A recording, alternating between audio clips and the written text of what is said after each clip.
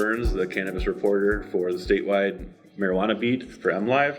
And can you say who you are and what you do? Sure. Brian Hanna, Executive Director of the Cannabis Regulatory Agency, and we regulate the cannabis industry in the state of Michigan. So we handle the marijuana businesses, adult use and medical. We also handle the patient and caregiver side for registrations, and we also handle the license processor for hemp. I think some of your background caught people's interest because we went from the fledgling industry to now shifting over to a new director. And some of your past involves law enforcement. Can you talk about, and you've also worked with the MRA before too.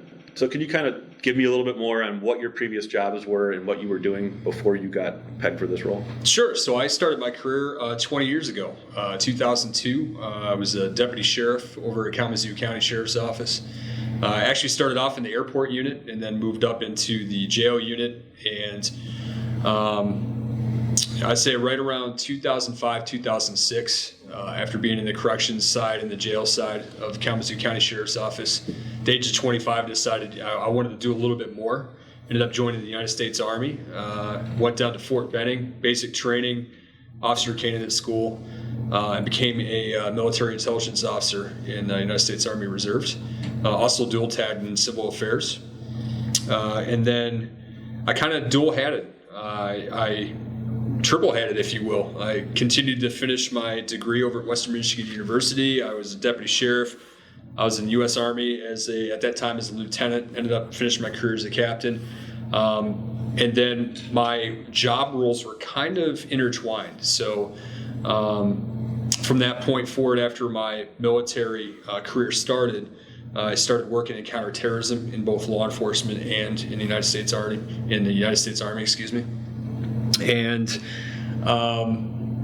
that took me to eventually my deployment to Afghanistan from 2010 to 2011. And in Afghanistan, I made a decision, that if I make it back from this deployment, I think I'm going to choose family and start taking a little bit of a backseat role as far as front seat role, if you will, in the counterterrorism world and in law enforcement in general. And so I ended up becoming an analyst. Did DoD contracting after Afghanistan, left the sheriff's office, did that for a couple years. And then I was a criminal intelligence analyst and manager over at Michigan State Police, where I was focused on counter narcotics activities, specifically meth, heroin, counter cartel activities, things like that. You probably get super specific, but what sort of activities were there when you were doing that sort of work, counterintelligence and the narcotics? Oh, for the narcotics side? It was more of interdiction based and tactics, techniques, and procedures, things that I can talk about. Essentially, just helping out law enforcement in the state of Michigan in deterring the major narcotics crimes that would come into Michigan. So I always think it's interesting, especially when you have law enforcement going back 20 years to when you started your career. Sure. Did you ever expect that you might end up in a position leading a licensed legal marijuana industry? I think it's a great opportunity. I'm very lucky. I think part of it is when this opportunity popped up in 2017 when the agency was first created and the job listing came out for an enforcement manager. It was really exciting. I was working at the MSP, and at the time I saw that and I went, wow, there's an opportunity where you can create an entire section from nothing. You can hire people, you can create policies and procedures, and I felt that it was a huge leadership opportunity that not many people get a great opportunity of starting something from scratch and starting something new and being a leader and doing that. And so looking back on my entire career, I would say 20 years ago, I wouldn't imagine where I am today, but I think a progression of what I've done as law enforcement, intelligence, and leadership and managerial experience, I think it's been a great opportunity to move into this area. So I think if you started off in enforcement with the, I don't know what it was named back then, the Bureau of... We changed our names a lot. But you started off enforcing the medical marijuana licensed realm. What did that look like when you started, if you were putting that together? And how has the focus changed, and how has it evolved into what's going on today, and what is going on today with enforcement? Sure, a lot of evolution. I was the first enforcement division person hired in 2017.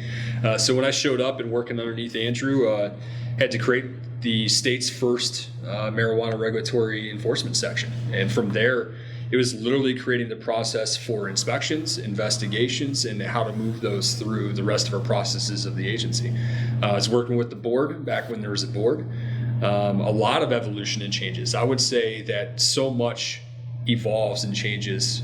1 month in this industry is almost like, it feels like 7 years or whatever, because of the amount of things that are happening, and evolution and progress that is happening in this industry.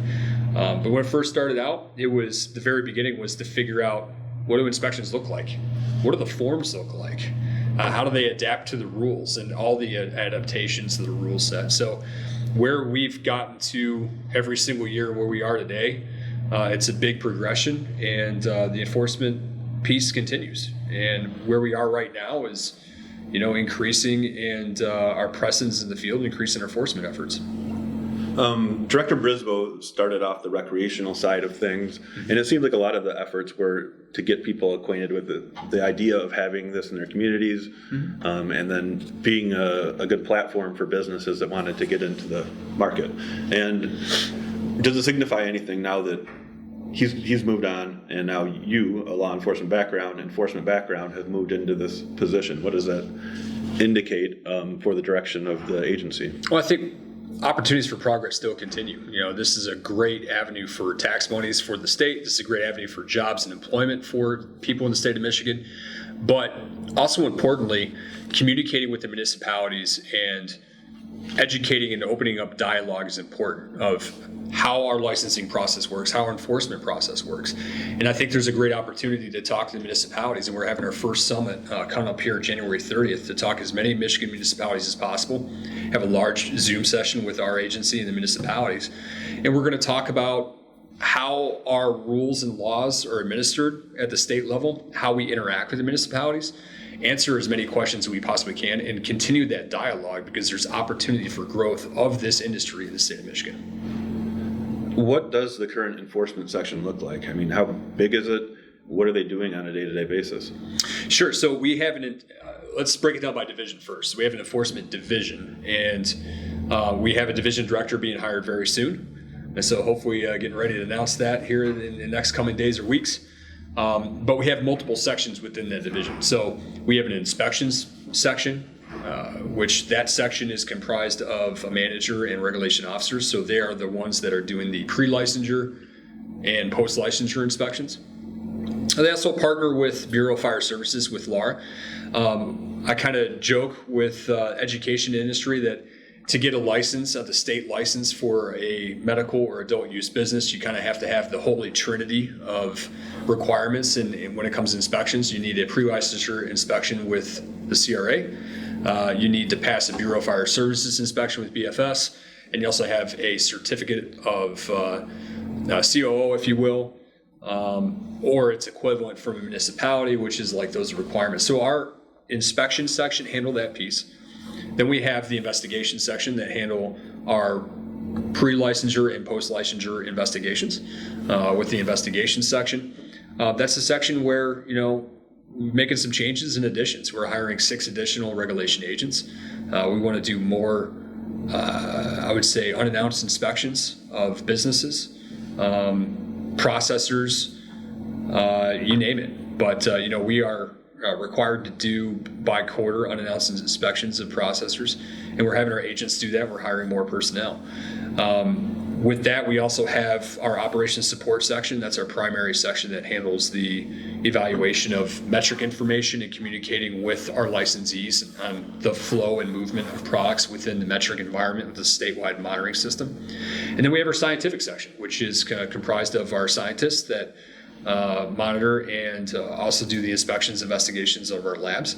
And we also have intelligence analysts that support OSS, operations support section, and our scientist section when it comes to evaluating metric data and basic overall investigation support for our division. So you're saying there's a quarterly a surprise inspection or unannounced inspection of what type of business? So for processors, so that's in our boilerplate requirement for funding for fiscal year 23.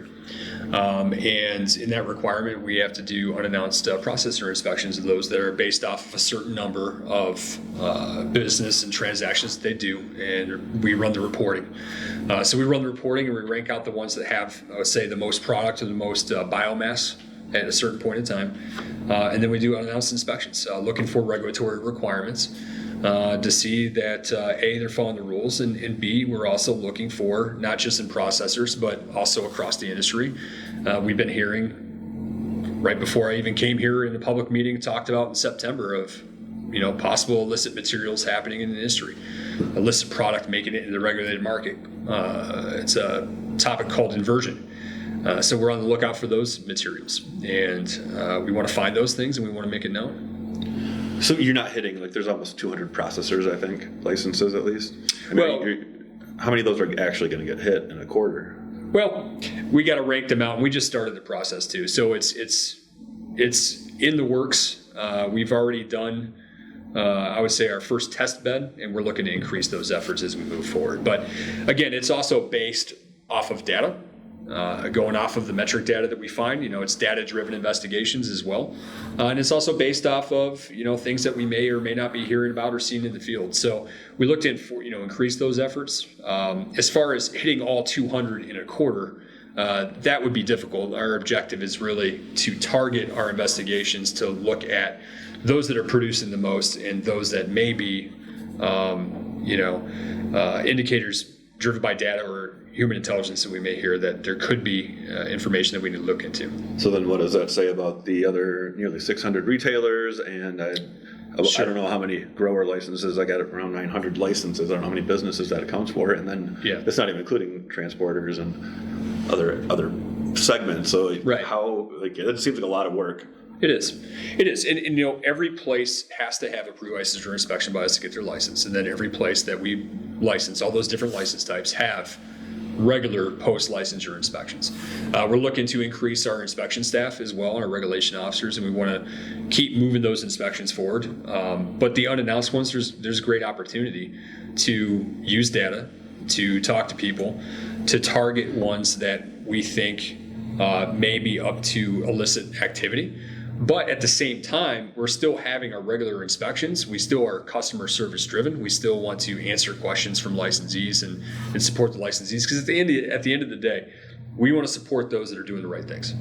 We want to help the licensees that are doing the right things, and we want them to succeed. We want this business, business market. We want our clientele to succeed. It's a legitimate industry, and we want to help them do that. So it's, I would say it's a dual effort, right? We're doing our inspections and assisting and doing customer service and answering questions on a regular basis. We're also doing pop-in unannounced inspections and in regular investigations based off of tips that we receive too. And it seems difficult, even if you have the math, where you can kind of develop how much oil should come from a plant. Even if it looks like the numbers are alarming at a certain processor, you have to then be able to have evidence. So, can you kind of put that into words, how you go about seeing these issues, but actually pinning it down and penalizing people that are cheating? It takes time. You have to do a thorough job. You have to do it right, and you have to be right. That's very important, first and foremost. The last thing we want to do is, identify something and it not ended up being what we think it could be. And let me explain. So there's a lot of moving pieces, and I have to hold on to some of my cards when it comes to our investigative tactics, but it is complex. And so it's a combination of data, but when you look at data, you have to look at a lot of different factors with it too. For example, the data that is inputted is as reliable as the way it was inputted, right? So you have to look at data, but you also have to look at information we receive from complaints or tips or talking to licensees or any kind of information that we can turn into intelligence. We have to talk to our other sections. we have multiple sections within the agency that do different facets of investigations, and we have to have them all working together and talking together about their more common investigations, and we're doing that. Financial compliance. There may be a financial compliance piece that fits into a data-driven piece, which fits into information we're hearing from the public. All of those things fold into a common operational picture. So each one of these investigations could lead to a very complex situation, or it might lead to, no, this isn't nefarious, this is just something that needs to be educated because somebody was inputting the data incorrectly. So all of those things have to be looked at, and it takes time. It takes coordination of effort, it takes getting the right people. So we have great people working for us, but we're hiring more. So it's a totality of all those. But from the things that I know that we are starting to see, we've got some big wins coming very soon, and there's going to be more enforcement actions coming soon. At the media roundtable that you held in October, you had mentioned rumors of out-of-state trucks going door to door to processors trying to sell oil. Yeah. What have you learned from that? I mean, did any of that turn out to be true, or was it refuted? Can't talk about open investigations, but we're looking into those things. Is there anything else you can share that surprised you on the enforcement front that people were doing? Whether it be are they getting cleverer? Is it being bolder? Are things changing with the way people are trying to get illicit marijuana into the regulated market? Nothing really further to add. I mean, it's really case by case. It's chasing down the information to be as factual as possible. It's being accurate. That's important. And it's also completing an investigation that's thorough. But it's a lot of work, and we love it. And, we're starting to see some things, and things are trending in the way that more cases will come out soon. What I have noticed looking through now you guys are publicizing some of your disciplinary action, which I think is helpful for people like me to kind of keep an eye on what's going on. Sure. And I'm sure people in the public are interested in that too. One thing you notice, and this came up at the roundtable as well, is that the lapse in time between when something actually happens to it ending up in a complaint and then ending up resolved. What's the deal with that? Why is it taking so long? And is it going to become a shorter window for that sort of thing to happen? Yeah, we want a shorter window. And specifically, I remember that last time we had the roundtable was a comment about how long it took 17 months for a specific action. And those are valid criticisms. There are certain things that we're doing to improve those. One, hiring additional personnel, not just in the field. So, for example, in the field, we need more investigators. We're hiring those. But you also need more staff to handle the administrative increase in cases that come from those investigations. We're hiring additional staff to support our legal section. That's one area that we're working to improve on. Another thing we're working to improve on is prioritizing our investigations.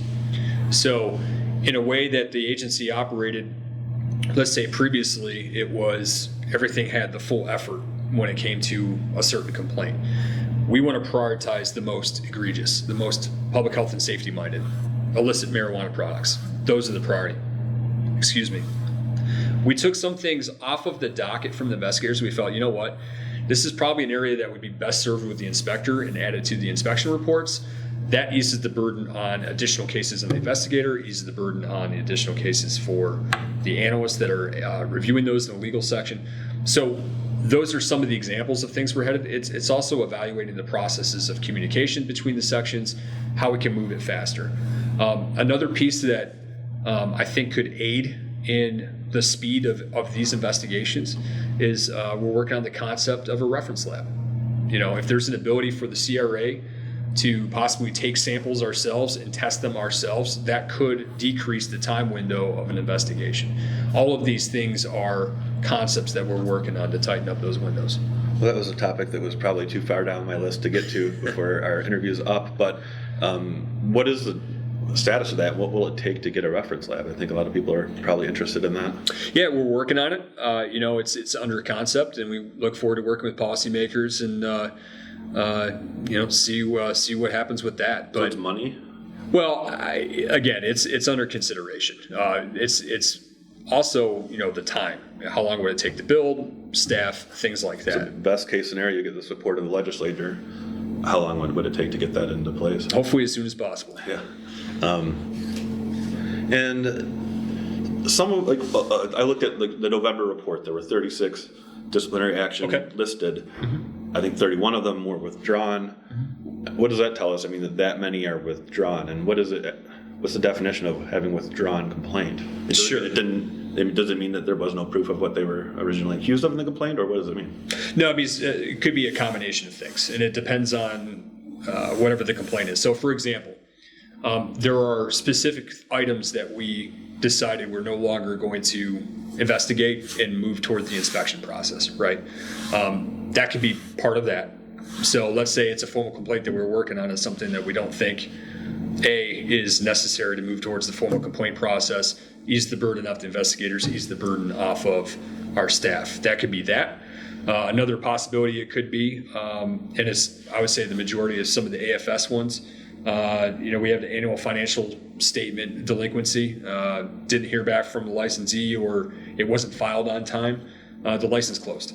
So it's a combination of those many different things. Is there anything that you have a zero tolerance policy for, that if you do this, you're probably going to lose your license?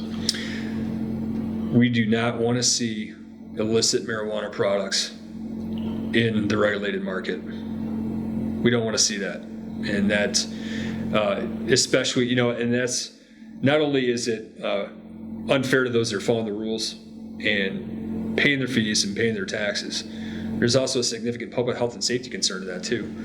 Was this stuff tested? It depends on what time it came into the supply chain, especially if it came in after testing. I mean, that stuff is scary stuff. That stuff are things that we take very seriously. I believe there's been a couple of suspensions, but has there been a license taken away yet for permanently? I'm not aware of one, but I mean, like I said, we have things in the disciplinary action process. Yeah. We have future investigations. I'm curious, we got a couple more questions here, but a couple years ago, there was a report put out, whether, I don't know how accurate it was, but it said that 1/3 of sales are within the licensed market. The rest of it was either illicit or gray market from caregivers. Do you think that's changed as prices have gone down? There's more proliferation of businesses. Is there still as much illicit sales going on? And I guess I'll follow up after you answer that with my other question. Yeah, I'd say it's hard to guess without looking at future studies. I will know that, we are, as an agency, focused on the regulated environment and focused on getting illicit stuff out of the regulated market. But at the same time, we have a great partnership with Michigan State Police, who focus on the illicit side. If you look at our Venn diagram, if you will, as an analogy, I would say in the middle, we're definitely expanding our partnership between both agencies. We get Michigan State Police involved if we feel that there's illicit market activity in a regulated market. We often get tips on, on the pure illicit side. That we're not aware of any touches in the regulated market. We pass those to Michigan State Police. I think those efforts moving together, I think, could definitely help with the illicit in totality. But I think we would have to wait to see future studies. And the prices are going down to the point where you can get product cheaper at a licensed store than you can, in some cases, from an illegal grower or a caregiver. And I'm just wondering, now these businesses are getting a little bit more saturated. A lot of people their profit margins have gone way down. Do you think this is leading to people trying to find those ways to save a little bit of money and get illicit product? I think anything is possible, but at the end of the day, we just have to uphold the rules. That's not something you're seeing right now. Is an increase in activity related to that? Well, it's hard to, I would say it's hard to give you the math of an increase per se. I will say that we're seeing things, but again, we can't talk about open investigations, but the fruits of those investigations are coming soon. All right, and I think our time's about up. I don't know if there's anything that you want to close with on the front of enforcement, or maybe things unrelated that are coming down the pipe that people would be interested in? Yeah, I appreciate your time. We really look forward to that municipality summit that's happening on January 30th, our opportunity to talk to municipalities and educate. And also, too, if we see any trends that's affecting the industry, per se, let's say crime trends. We just put out a bulletin minutes ago. about delivery drivers. There have been 13 crimes against delivery drivers in the past couple months. Some of them have been armed robberies. If we find crime trends that affect the industry, yes, we care about public health and safety of the consumers, but also the safety of the industry members as well. So we want to get that information out there so that the industry can best, be aware of trends and work on their business practices and talk to local law enforcement so they can best be prepared for any potential break-ins, robberies, things like that. But I would say in the future, if we keep seeing crime trends, we're going to let the industry know.